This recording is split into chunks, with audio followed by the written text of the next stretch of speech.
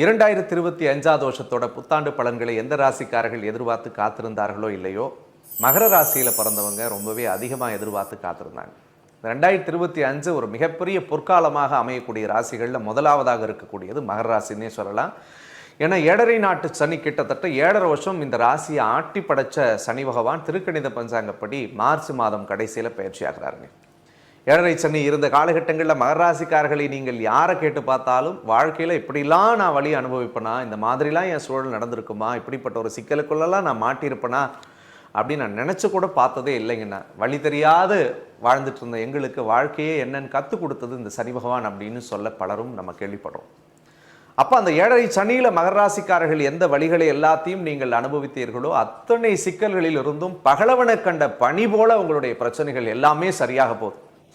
இவ்வளோ பெரிய சிக்கல் எனக்கு எப்படி சார் தீரும், இத்தனை கோடி கடன் இருக்கு, எப்படி சார் நான் வெளியில் வருவேன், இவ்வளோ பெரிய பிரச்சனைக்குள்ள நான் மாட்டிகிட்டு இருக்கேன் சார், இது எப்படி சார் எனக்கு சரியாகும் இந்த வருஷத்தில் அப்படின்னு நீங்கள் யாரெல்லாம் புலம்பிட்டு இருந்தீங்களோ நிச்சயமாக உங்களுக்கு கடவுள் ஒரு மிகப்பெரிய அதிசயத்தை உங்களுடைய வாழ்க்கையில் நிகழ்த்தி இந்த வழிகளை எல்லாத்தையுமே சரி பண்ணக்கூடிய ஒரு அற்புதமான வருடமாக 2025 வருஷம் இருக்க போகுதுங்க.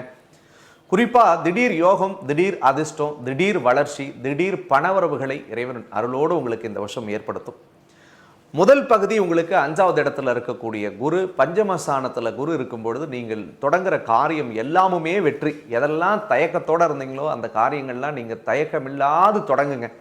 புதுசாக பிஸ்னஸ் பண்ணணுமா, கண்ணை மூடிட்டு ஸ்டார்ட் பண்ணுங்கள். புதுசாக வேறு ஏதாவது ஒரு புதிய வேலைக்கு நீங்கள் ஆரம்பிக்கணும்னு நினைக்கிறீங்களா, கண்ணை மூடிட்டு ஆரம்பிங்க. புதிதாக ஒரு வீடு கட்டணும்னு நினைக்கிறீங்களா, கண்ணை மூடிட்டு கட்டுங்க. ஏன்னா கடந்த ஒரு 7.5 வருஷத்தில் மகர ராசிக்காரர்கள் எதை எடுத்தாலும் தடையாகவே இருந்தது. வீடு கட்டினாலும் தடையாக இருந்துச்சு, தொழில் பண்ணாலும் தடையாக இருந்துச்சு, திறமையான ஒரு விஷயத்தை எதையுமே செய்ய முடியல. நீங்கள் வழி நடத்துகிறவங்கெல்லாம் சூப்பராக இருந்தாங்க, ஊருக்கு உபதேசம் பண்ணிட்டு நாம் சில நேரங்களில் முட்டாளாகிட்டோமோன்னு வருத்தத்தோடு இருந்த மகர ராசிக்காரர்களும் உண்டு. சொல்ல முடியாத வழி, சொல்ல முடியாத ரணம், சொல்ல முடியாத சித்திரவதைகளையும் மகர ராசியில் பிறந்த நீங்கள் தான் மனசில் அனுபவிச்சுக்கிட்டே இருந்தீங்க. அந்த பிரச்சனைகள் எல்லாமுமே உங்களுக்கு பகலவனை கண்ட பனி போல மாறிடும். குறிப்பாக குடும்ப உறவுகளுக்குள்ள சிக்கலோடு வாழ்ந்திருந்த மகர ராசிக்காரர்களுக்கு குடும்பத்தில் அமைதியும் நிம்மதியும் சந்தோஷத்தையும் தரப்போறாருங்க. கணவன் மனைவியாக இருந்து சண்டை போட்டு பிரிஞ்சு வாழ்ந்தவங்களாம் கூட திரும்ப சேருவதற்குரிய வாய்ப்பை இந்த 2025 கொடுக்கும். அல்லது திருமணம் ஆகி நாங்கள் விவாகரத்து வாங்கிட்டோம், அடுத்த வாழ்க்கை எங்களுக்கு அமையலன்னு நினைச்சிட்டு இருந்தவங்களுக்கெல்லாம் கண்டிப்பாக மறுமணம் கூடி வரக்கூடிய சூழல்களை ஏற்படுத்தும்.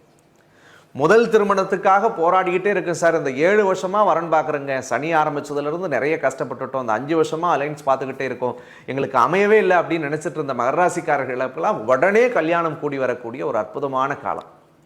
காதலர்களுக்கு எல்லாமும் விரும்பியபடி உங்கள் மனசுக்கு எப்படி நீங்கள் கல்யாணம் பண்ணணும்னு நினச்சி வெயிட் பண்ணீங்களோ இந்த 7 வருஷம் உங்களுக்கு பிடிச்ச மாதிரி கல்யாணம் நடக்க போகுது.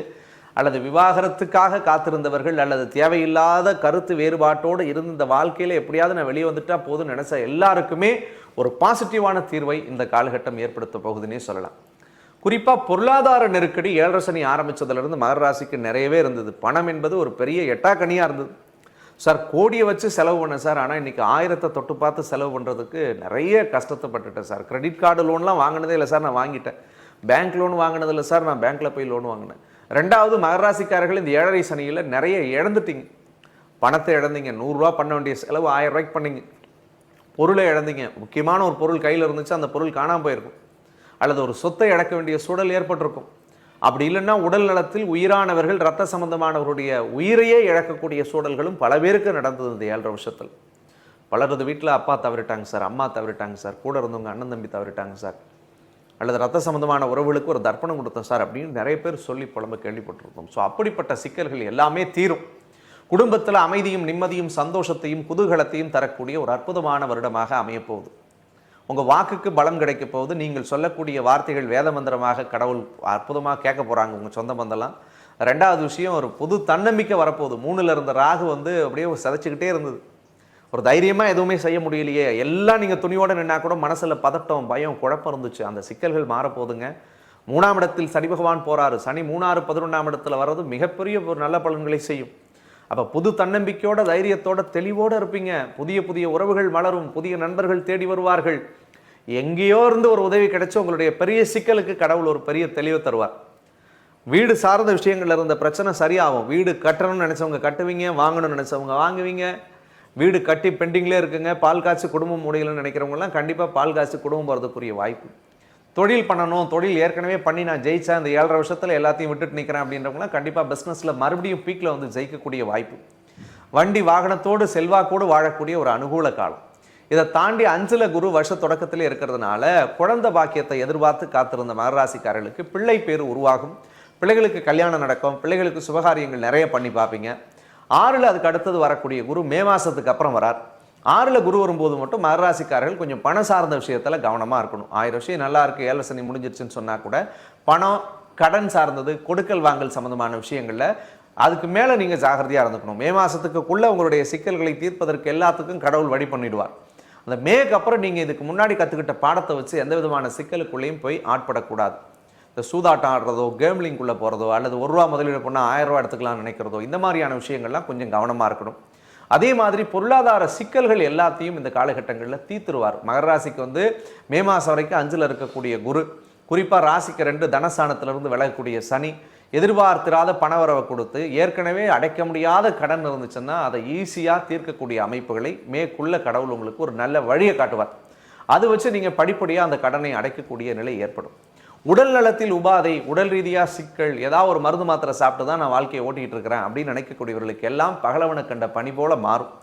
முன்னாடி சொன்ன மாதிரி புதிய காதல் மலரக்கூடிய சூழலை ஏற்படுத்தும். புதுவிதமான உறவுகள் அறிமுகமாவார்கள் மகர ராசிக்கு. ராசிக்கு 8ல் கேது, 2ல் ராகு வர்றது கோச்சார் அடிப்படையில் நாகதோஷம். ஆணாக இருந்தால் பெண்கள் சார்ந்த விஷயங்களில் கவனமாக இருங்க. பெண்ணாக இருந்தீங்கன்னா எந்த ஆண்கிட்ட பேசினாலும் கவனமாக இருங்க. ஏன்னா அடுத்த 3 வருடம் உங்களுக்கு பர்சனல் லைஃப்பில் ரொம்ப ஜாகிரதையாக இருக்கணும். நிறைய தடுமாற்றங்கள் வரும், தேவையில்லாத இல்லீகல் ரிலேஷன்ஷிப்குள்ளே கொண்டு போய் சேர்க்கும். நீங்கள் யாரெல்லாம் நம்பி பேசுகிறீங்களோ அவங்களே உங்களை போய் பின்னாடி பேசுவாங்க. இந்த மாதிரியான விஷயங்கள்லாம் நடக்கும். ஸோ அதனால் கொஞ்சம் யார் கூட பேசினாலும் பழகினாலும் அவேர்னஸாக இருங்க. இந்த சோஷியல் மீடியா, டிஜிட்டல் மீடியாவில் இருக்கிறவங்களாம் இன்னும் கொஞ்சம் கூடுதலாக இருக்கணும். எதை நீங்கள் ஹேண்டில் பண்ணாலும் ரொம்ப எச்சரிக்கையோடு ஹேண்டில் பண்ணுங்கள். அதற்கு அடுத்தது பார்க்கும் பொழுது அப்பா வழியில் இருந்து வந்த பிரச்சனை எல்லாமும் சரியாகும். பூர்வீகத்தில் சிக்கலுங்க, உறவு முறைக்குள்ளே சிக்கலுங்க, தாய் வழி தந்தை வழி உறவு எல்லாமும் என்னை எதிரியாக பார்க்குறாங்க, அல்லது பூர்வீகத்தில் யார் கூடயும் நாங்கள் ஒத்துமையாக இல்லை அப்படின்னு நினைக்கிறவங்களுக்கெல்லாம் அந்த சிக்கல்கள் சரியாகும். எல்லாரும் உங்களை புரிஞ்சு கொள்ளக்கூடிய சூழல்களை கடவுள் ஏற்படுத்துவார். அப்பாவுக்கு உடம்புல இருந்த சிக்கல் சரியாகும் கேது விலகிறதுனால. அதே மாதிரி உங்களுக்கு புது பட்டம், பதவி, பேர், புகழ் மகரத்தில் பிறந்தவங்களுக்கு கிடைக்கும். 5-6 வருஷமாகவே உழைச்சாலும் கஷ்டப்பட்டாலும் அதுக்குரிய அங்கீகாரம் கிடைக்கல. நிறைய விமர்சனங்களை பார்த்துக்கிட்டே இருந்தீங்க. இந்த 7 வருஷம் திரும்பி பார்த்தா தகுதி இல்லாதவர்கள்லாம் நம்மளை விமர்சனம் பண்ணியிருப்பாங்க. நேர்மையாக இருப்போம், நல்லதை செஞ்சுருப்போம், ஆனால் நமக்கு மிஞ்சினது கெட்ட பேர் தான் மிஞ்சிச்சு. எதுவுமே நமக்கு என்னதான் நேரம் அப்படின்லாம் புலம்பிட்டு இருந்தீங்க. ஆனால் இப்போ உங்களுக்கு அந்த அற்புதமான சூழ்நிலை மாறுது. பதவி வரப்போகுது, பட்டம் வரப்போகுது, பேர் வரப்போகுது, புகழ் வரப்போகுது. அதுவும் 2025 மேக்கு அப்புறம்லாம் இந்த மாதிரியான விஷயங்கள் இன்னும் நமக்கு சாதகமான பலன்களை தரக்கூடியதாக இருக்குது. அதே மாதிரி நிகர லாபம் பார்ப்பீங்க. தொழில் ஏதாவது ஆரம்பிச்சிங்கன்னா மேற்குள்ள கண்டிப்பாக அது ஒரு பெரிய லாபத்தை உங்களுக்கு தரும். 12ஆம் இடமான தெய்வ வழிபாட்டுக்குரிய சிக்கல்களும் எல்லாமுமே தீரும். கோயில் குளத்துக்கு போய் சாமி கும்பிட்டு நடக்கலன்னு நினச்சவங்களுக்கெல்லாம் நீங்கள் விரும்பிய எல்லாமும் நடக்கும். அண்ணா எல்லா கோயில் குளத்துக்கும் போயிட்டேன், திருச்செந்தூர் போயிட்டேன், திருநள்ளாறு போயிட்டேன், ஆலங்குடி போயிட்டேன், திருப்பதி வரைக்கும் போயிட்டு வந்துட்டேன், எல்லா சாமியும் கும்பிட்டு கூட கஷ்டமாகவே இருக்கிற மாதிரி ஃபீல் பண்ணேன் அப்படின்னு நினைச்சீங்க இல்லையா? கவலைப்படாதீங்க, உங்களுடைய எல்லா பிரார்த்தனைகளும் வெற்றி தான். அப்போ மகர ராசிக்காரர்களுடைய மனதில் நினைத்த எல்லா காரியங்களையும் வெற்றியை நோக்கி நகர்த்தக்கூடிய ஒரு அற்புதமான வருடம். இன்னும் சிம்பிளாக சொல்லணும்னா, பெரிய அடைமடையில் தவிச்சுக்கிட்டு இருந்த உங்களுக்கு, பெரிய இருட்டில் நின்றுட்டு இருந்த உங்களுக்கு, கடற்கரையில் தத்தளித்த உங்களுக்கு ஒரு கலங்கரை விளக்கம் தெரிந்தால் உங்கள் மனதில் எவ்வளவு பூரிப்பு ஏற்படுமோ, இருள் சூழ்ந்த இடத்துல இருந்த உங்களுக்கு ஒரு வெளிச்சம் தெரிஞ்சதுன்னா எப்படி சந்தோஷப்படுவீங்களோ, அப்படிப்பட்ட ஒரு மாற்றத்தை இந்த 2025 வருஷம் உங்களுக்கு ஏற்படுத்த போகிறது. ஒட்டுமொத்தத்தில் கடந்த 8 வருடத்தினுடைய வழிகளுக்கு ஒரு பெரிய மருந்தை தரக்கூடிய வருஷம் இந்த வருஷம். எந்த வழிபாடுகளை செய்யணும்னு சொல்லி பார்த்தோம்னா, மலையின் மீது இருக்கக்கூடிய முருகப்பெருமான் கோவில், குன்றிருக்கும் இடமெல்லாம் குமரன் இருப்பான். எந்த நாடுகள் நீங்கள் இருந்தாலும் சரி, எந்த ஊரில் இருந்தாலும் சரி, மலை மேலே இருக்கிற முருகனோ அல்லது வள்ளி தெய்வ சமேத அந்த முருகன் சுப்பிரமணியராக இருக்கக்கூடியவர், வள்ளி தேவியானையோடு சேர்ந்து இருக்கக்கூடியவர், தம்பதி சமேதராக இருக்கக்கூடிய முருகனோ, அந்த முருகனை போய் நீங்கள் மனமுருக சாமி முட்டு வாங்க. உங்களுடைய வாழ்க்கை மிகச்சிறப்பாக மாறும். இந்த வருஷம் ஃபுல்லாகவே நீங்கள் எடுக்கிற எல்லா காரியத்திலையும் வெற்றி கிடைச்சே தீரும். அப்போ எல்லாம் பாசிட்டிவாக சொல்கிறீங்களே, நெகட்டிவே இல்லையா அப்படின்னா, முன்னாடி சொன்ன மாதிரி தான். 8ல் கேது, ரிலேஷன்ஷிப்பில் கவனம். 2ல் ராகு, வாக்கு கொடுக்கறதுல கவனம், வார்த்தைகளில் கவனம், பேச்சை அளந்து பேசுங்க. 8ல் கேது வரும்பொழுது பழகிறத யார் கூட பழகிறீங்கன்னு முடிஞ்சு தீர்மானித்து பழகுங்க. இது மட்டும் செஞ்சால் போதும். ஒட்டுமொத்தத்தில் இந்த வருடம் உங்களுக்கு மிகச்சிறந்த வருடமாக அமையும். மற்றும் ஒரு அழகான தருணத்தில் சந்திப்போம். நன்றி, வணக்கம்.